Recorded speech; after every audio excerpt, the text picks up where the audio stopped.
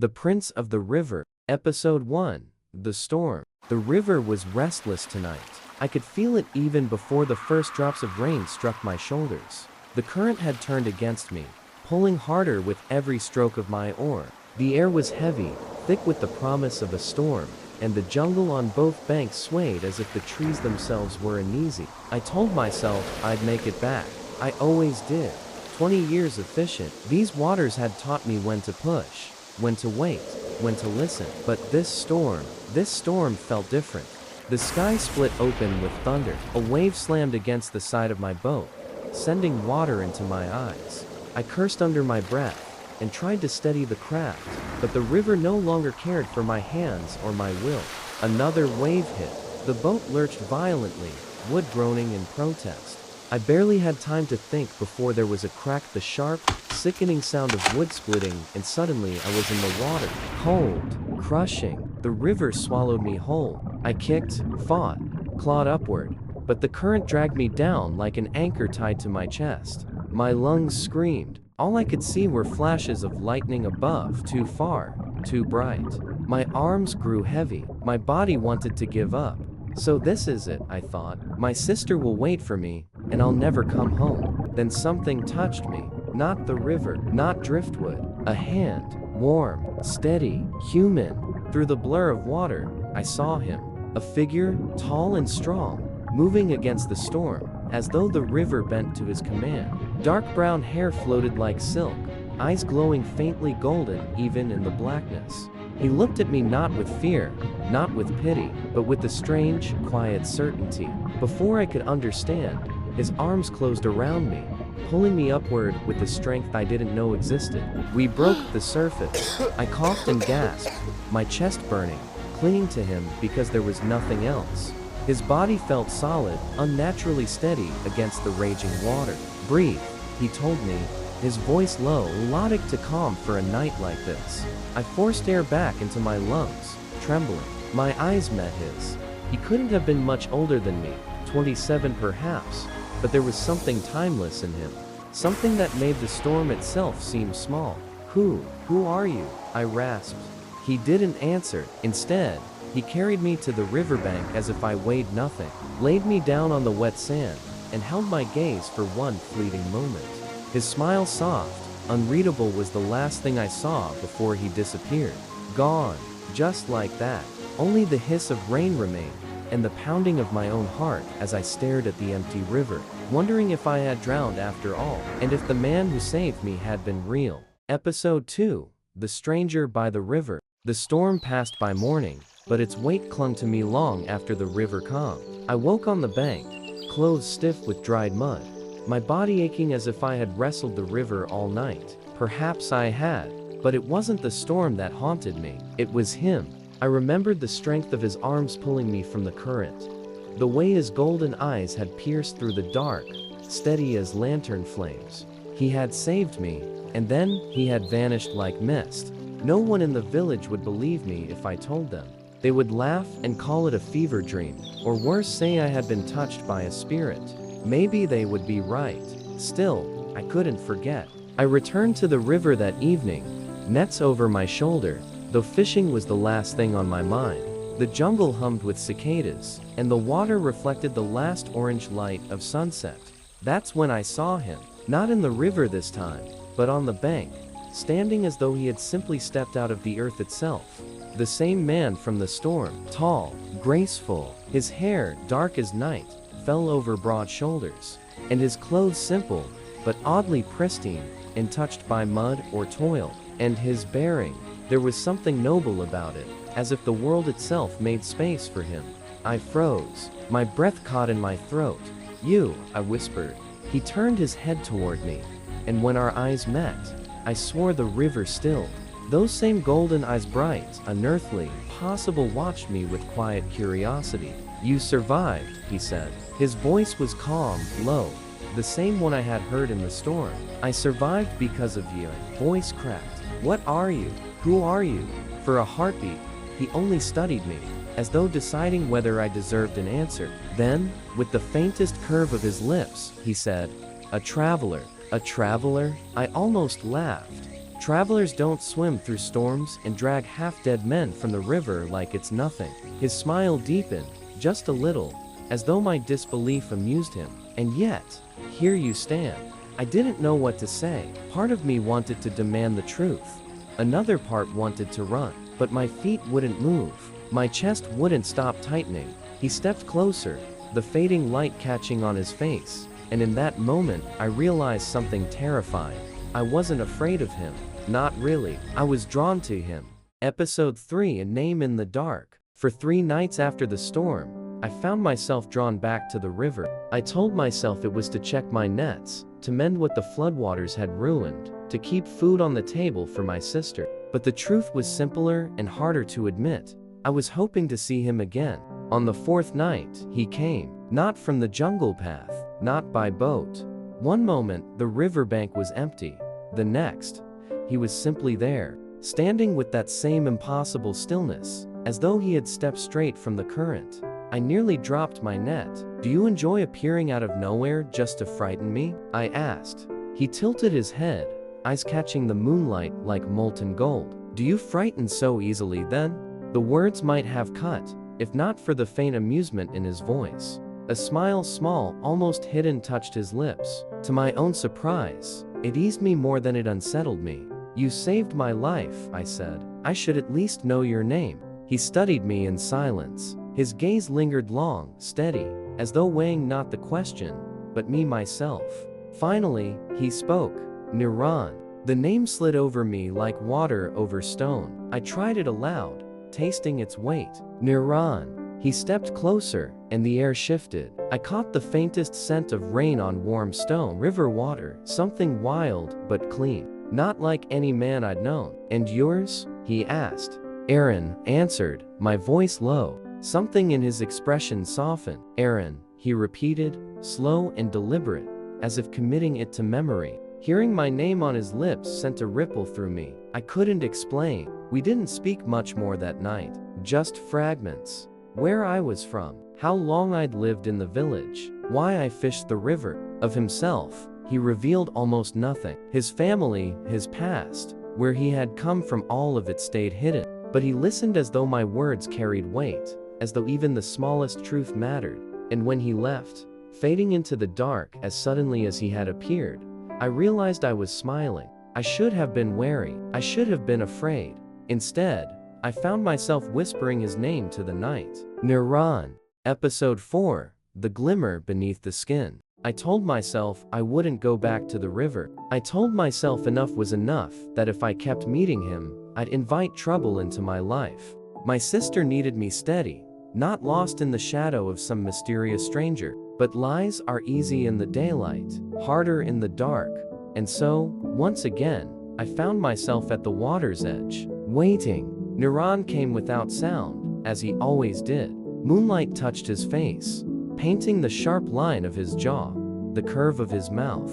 If not for his eyes, I could almost believe he was simply a man. Almost. Tonight, I dared to watch him more closely. The way he moved fluid, too fluid. His steps barely disturbed the sand. His posture never wavered, and his skin, in certain angles of the moonlight, seemed to shimmer faintly, as if a fine pattern lay just beneath the surface. Like scales. I blinked, and it was gone. "Your thoughts are loud," he said suddenly, his lips curling into the faintest smile. I stiffened. "You can hear them?"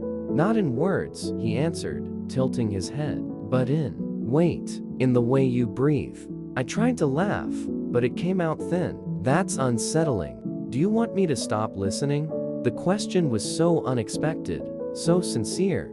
I had no answer. I only stared, and he chuckled low, soft, almost human. Almost. Later, when we sat by the river's edge, silence stretching between us, I noticed something else. The water moved toward him, not waves, not current, just small ripples bending, as though the river itself leaned to be closer. I swallowed hard. "The river seems to like you." He looked at me, golden eyes gleaming. "The river knows me." The way he said it, calm, matter of fact, made my chest tighten. I should have been afraid, but fear was not what I felt. It was wonder. Then suddenly, the water stirred even when the air was still. drawing subtle arcs around where he sat. And when I glanced down, I saw it, a flicker quick as lightning, something dark sliding just beneath the surface, long, sinuous, unmistakably alive. I froze, my breath caught in my throat. When I looked again, the water was empty. Aran? His voice was low and steady, too steady. I forced myself to meet his eyes, and what I saw was not the calm gold I had come to know, but a sharp flash, slit pupils gleaming in the moonlight before they narrowed back to something human. My heart slammed in my chest. You. The word died on my tongue. He didn't flinch, didn't look away, only studied me, waiting, as though bracing for fear. I should have run. Instead, I whispered, "What are you?" Silence. The river seemed to hush, holding its breath with me. Finally, he said softly, "Someone you should be near." But he didn't move away. Our hands brushed just barely. I should have pulled back. Instead, I let them rest there, trembling, but unwilling to break the fragile contact. "You saved me," I whispered. "That counts for something." His gaze lingered on me, too bright, too sharp, and yet unbearably sad. And for a moment, the strangeness between us didn't matter. It only made me want to know him more. Episode 5. The River's Wrath. The air was heavy with the promise of rain. Clouds smothered the moon, and the forest whispered unease as Aran made his way back along the riverbank, with Niran trailing a step behind. The silence between them wasn't unfriendly, it was the kind of silence that had grown comfortable over the past weeks, filled with unspoken words and lingering glances. Aran was about to remark on how quiet the night had become when a sudden movement in the reeds snapped his attention forward. Before he could react, something lunged from the shadows. A twisted shape, a river spirit, bloated and half-rotted, smelling of stagnant water, burst from the undergrowth with a wet snarl. Its eyes burned with hunger as it swiped a clawed hand toward him. Aran froze, heart slamming against his ribs. The creature was faster than he could ever hope to be.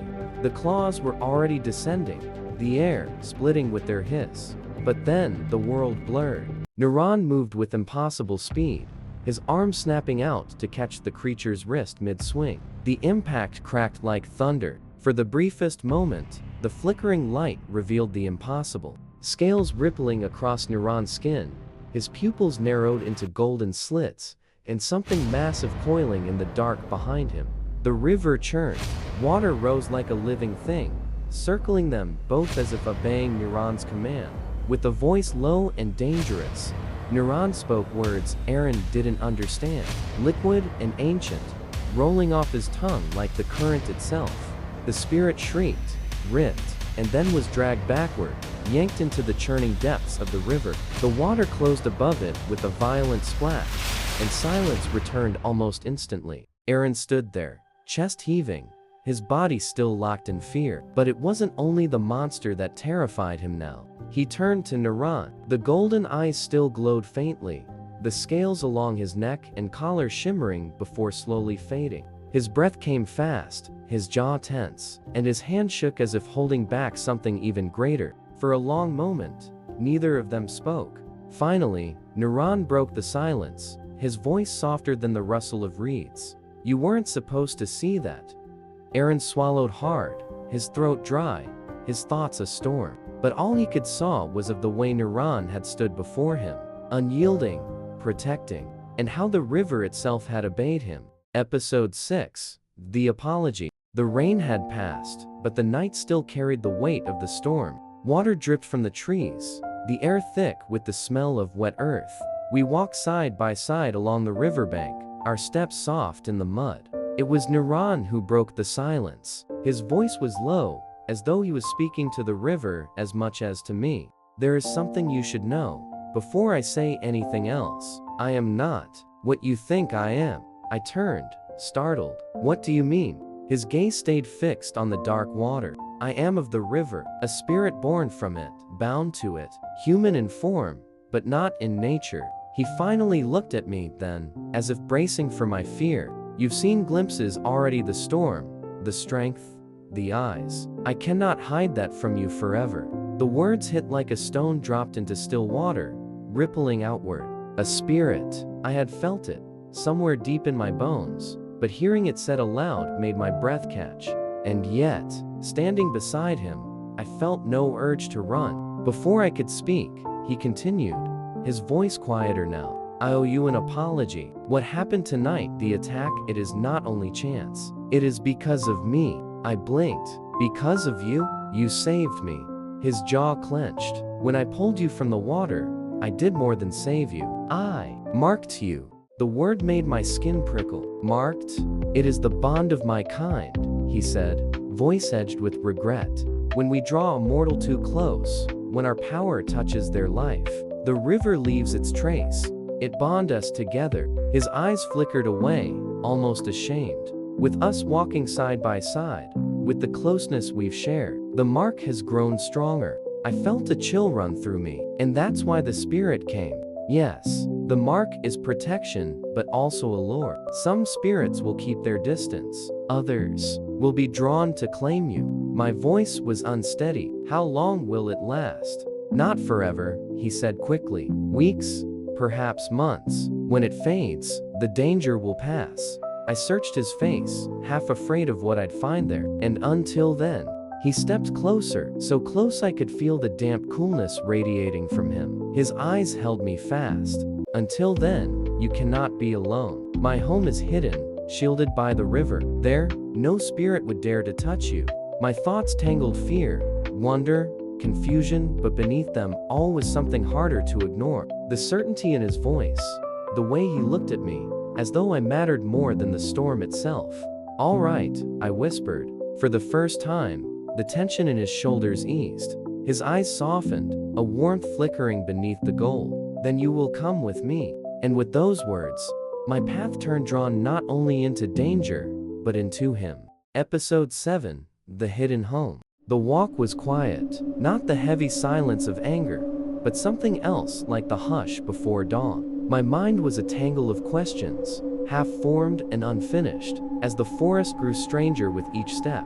The path wound deeper than I'd ever gone before, through walls of bamboo, so tall, they swallowed the moonlight. Shadows shifted, curling in shapes that made my skin crawl. But whenever I faltered, Niran's hand hovered near my elbow, not quite touching, but close enough that I could feel the warmth of him. Are we almost there? My voice sounded too loud, brittle against the hum of the night. Niran gave a small smile, though his eyes stayed forward. You will know the moment we arrive. And I did. The forest broke open suddenly, like parting a veil. Before us was opening to the cave, and inside lay a pool, wide and still as glass, lit from beneath by a pale, otherworldly glow. The water shimmered in shifting blues and greens, casting light onto the rocks and trees around it. Strange flowers grew along the shore, their petals gleaming faintly as though they had drunk the moonlight. I stopped, breath caught in my throat. It felt like stepping into a dream or into a story whispered by the elders, the ones that always ended with warnings never to linger too near the river. This is your home? I asked softly. Niran nodded, his expression unreadable. For now, hidden from human eyes. He knelt near the pool, brushing his fingers across the surface. The water rippled not outward, but inward, folding in on itself, revealing for an instant a glimpse of something beneath. Vast stone halls lit by lanterns of flame, winding stairways that descended deeper than I could see. My chest tightened. That's the Naga world. You see only what it allows, he said quietly, finishing for me. I turned to him, my pulse loud in my ears. You will be safe there. No one can cross this threshold without my will. Aran. His tone softened. Slowly his hand reached out to me. I swallowed hard. So, I'm safer here. With you? Yes, he said, almost a whisper. With me? The glow of the pool flickered, like fire catching on water, and for one breathless moment, I thought I saw scales shimmer faintly along the back of his hand where the light touched it. I blinked and it was gone, but the image stayed with me, sharp as the mark that now bound my life to his. Episode 8. The Prince of the Depths. The light of the pool shifted again, rippling like a mirror of another sky. Niran touched my shoulder. Hold your breath, he said. Before I could ask why, the water rose up, pulling us in as though it had always been waiting. Cold closed around me, then warmth, then something that was neither. My lungs burned for air until suddenly, I could breathe again. And when I opened my eyes, we were no longer in the forest. A great hall stretched before us, carved of stone so dark, it gleamed like wet obsidian. Pillars rose high as cliffs, engraved with curling patterns that moved like living serpents in the shifting light. Lanterns shone with pale blue flame, casting their glow across mosaics of dragons, serpents, and rivers that wound endlessly across the walls. It was beautiful and terrifying. Niran walked ahead, calm, assured, every step echoing as though the hall itself bowed to him. I followed clumsily, too aware of how small I looked in this world. Then voices echoed, soft and reverent. From the shadows, figures appeared, men and women with eyes touched by silver or gold, their movements fluid as if they, too, were made of water. Each bowed their heads as Niran passed. I slowed, startled. There, bowing to you. Niran's jaw tightened. Aran. But the truth was already in front of me. The way the servant's eyes lingered on him with something deeper than respect. The weight of the crown I now saw, though invisible, on his shoulders. You're not just a spirit, I whispered. You're royalty. Niran stopped. His expression flickered, unreadable. Prince. Yes, but that title means little here. To them, it doesn't look little, I muttered, watching as another servant lowered her gaze as if even meeting his eyes was forbidden. Niran exhaled, a hint of weariness breaking through the proud mask. He turned to one of the attendants, a man with calm eyes and hair the color of river stones. Kai, you will see to Aran's needs. The servant bowed. Of course, my prince. Something in me bristled at the formality, but Niran's gaze softened when it found mine. I am pulled many ways here, Aran, but know this, I will spend what time I can with you, all that I can spare. I didn't know what to say, only nodded, though my chest ached strangely at his words. Kai guided me through winding passages, showing me rooms that seemed carved from water and stone alike. He explained the glow that lit the halls, the enchantments that kept the human world from seeing this place, the duties that bound the Naga court together. He spoke gently, his voice carrying the weight of someone who had served Niran a long time. Through him, I learned more than Niran himself had ever revealed. That the prince had inherited a legacy of keeping balance between river and spirit, that he had chosen to shield humans from dangers they rarely knew were near. Yet when Niran returned to me late into the night, shoulders heavy from duties he would not name, it was not as a prince. With me, he was only Niran, shedding the weight of titles, his laughter rare but real, his silences strangely comforting. And slowly, beneath the watchful eyes of a world I did not understand, something began to shift between us. The distance narrowed, the glances lingered longer, a warmth grew that had nothing to do with the mark, nor the river nor duty. Something fragile, something dangerous, something I could no longer deny. This is the end of part 1, so don't forget to subscribe, so you won't miss what's coming next.